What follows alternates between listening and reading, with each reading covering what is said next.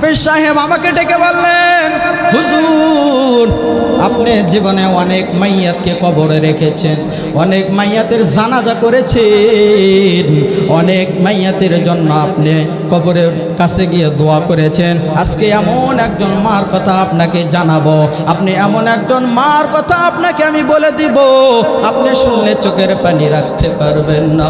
এইবার আমি বলতেছি, হাফেজ সাহেব সুন্দর করে তাহলে আমাকে ঘটনাটা শোনায়া দেন। এবার হাফেজ সাহেব আমাকে বলতেছেন, ও ভাই আমি আপনাকে ঘটনাটা খুলে বলতেছি, একটু মনোযোগ সহকারে শুনবেন আর দোয়া করবেন। আজকে এমন একজন মায়ের কথা আপনাকে বলবো, যিনি একটা নয় দুইটা নয় তিনটা হাফেজে কোরআনের মা। জোরে বলি সুবহানাল্লাহ। এইবার আমার মনটা ভরে গেল, তার কারণ গাঞ্জাখোরের মায়ের কথা বলে নাই, ডাকাতের মায়ের কথা বলে নাই, চোরের মায়ের কথা বলে নাই, বলেছে তিনটা হাফেজ। তার কারণ আমিও একজন হাফেজে কোরআন, ঠিক কিনা বলেন? আমার মনটা ভরে গেল, প্রাণটা খুলে গেল, শান্তি পাইলাম, অনেক আনন্দ পাইলাম। এইবার কবরস্থানে গিয়ে জিয়ারত করলাম, দু হাত উঠায় আল্লাহর কাছে দোয়া করলাম, আল্লাহ দিলটা ভরে গেল, আমি একজন হাফেজে কোরআন।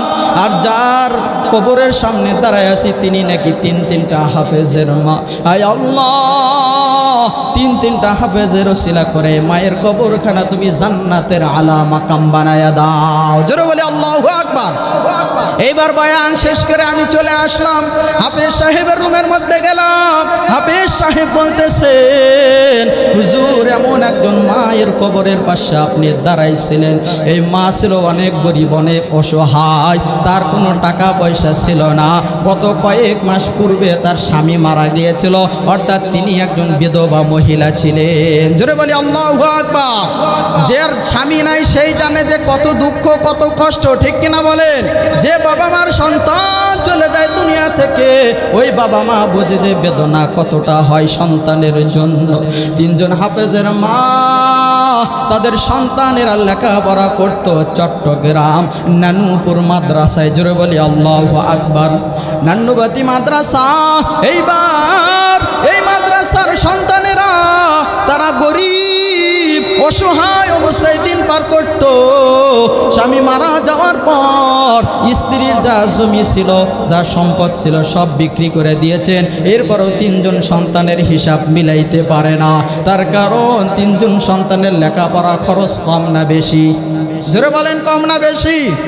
এইবার গরিব মা চিন্তা করলেন, আমি বসে থাকলে আর হবে না, আমি যদি বসে থাকি তাহলে তো আর হবে না, আমাকে চেষ্টা করতে হবে। এবার গরিব মা কলসির মধ্যে করে পানি নিয়ে নিয়ে মানুষের বাড়ি বাড়ি দিতেন, আর মানুষেরা তাকে 2 টাকা 5 টাকা করে দান করতেন বা দিয়ে দিতেন। এই 5 টাকা 10 টাকা 20 টাকা মাস শেষে জমাইয়া ওই হাফেজ সাহেবের হাতের মধ্যে দিতেন, আর বলতেন, ও হাফেজ সাহেব আমার সন্তানদের কাছে এই টাকাগুলো একটু পৌঁছায়া দেন, তার কারণ আমি তো মিয়া মানুষ, অত দূর যাইতে পারি না সহজে, তার কারণ আপনাকে দায়িত্ব দিয়ে দিলাম, আপনি একটু আমার সন্তানদের কাছে টাকাগুলো পাঠায়া দেন।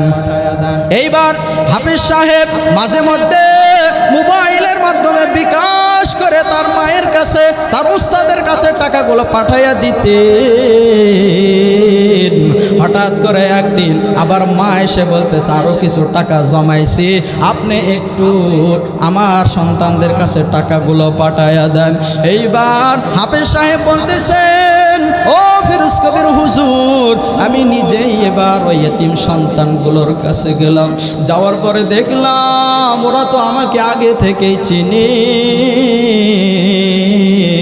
ওরা আমাকে আগে থেকেই চেনে, আমাকে পাওয়ার পর তারা পাগল প্রায় হয়ে গেছে যে, ও হুজুর আজকে দীর্ঘদিন হইল ভালো কিছু খাইতে পারি না, আজকে দীর্ঘদিন হয়ে গেল ভালো কিছু করতে পারি না। কত ছাত্রদেরকে দেখি বাজারে গিয়ে টাকা দিয়ে দামি দামি জিনিস কিনে খায়, কত দামি দামি কাপড় কিনে, কিন্তু আমার বাবা নাই। আমি তো দুনিয়াতে বড় এতিম, যার বাবা নাই সে বোঝে যে বাবা থাকার কত বেদনা, ঠিক কিনা বলেন? বাবা না থাকার কত বেদনা সে নিজেই বোঝে।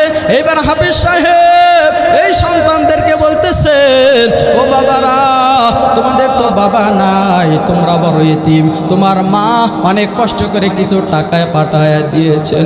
এইবার বড় ছেলে